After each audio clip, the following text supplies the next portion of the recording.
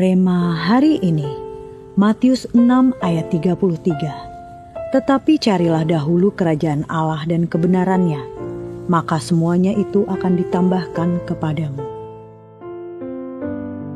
Seorang pekerja muda memiliki jadwal yang sangat padat setiap hari.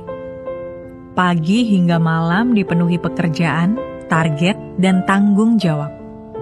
Awalnya ia masih menyempatkan diri berdoa. Tetapi lama-kelamaan waktu itu tergeser oleh banyaknya kesibukan yang terasa lebih mendesak.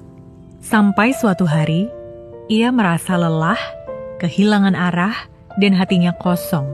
Ia sadar bahwa yang hilang bukan hanya waktu, tetapi juga hubungan dengan Tuhan.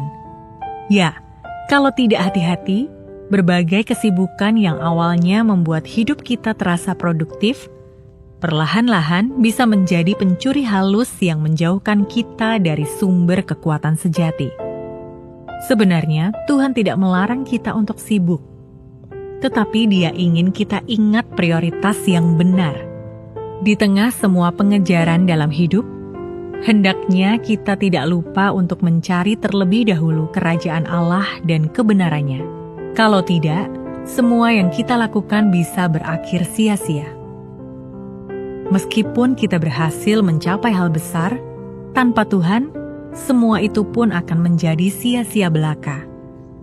Namun, ketika kita menempatkan Tuhan di posisi pertama, hidup kita justru akan tertata dengan lebih baik. Kita pun akan menyadari bahwa doa bukan penghalang produktivitas, tetapi fondasi yang membuat kita kuat, bijaksana, dan terarah dalam menjalani setiap aktivitas. Sehingga kita pun bisa menggenapi setiap rencana Tuhan dalam hidup kita. Hari ini, mari kita jujur melihat prioritas hidup kita. Apakah kita lebih sibuk mengurus hal-hal duniawi daripada membangun hubungan dengan Tuhan? Jangan biarkan kesibukan mengambil alih tempat Tuhan dalam hidup kita. Lihatlah doa sebagai hal yang penting di hidup kita dan tempatkan kembali doa sebagai yang utama dari segala aktivitas kita. Luangkan waktu, walau awalnya singkat, dan tingkatkan seiring waktu dengan hati yang sungguh-sungguh.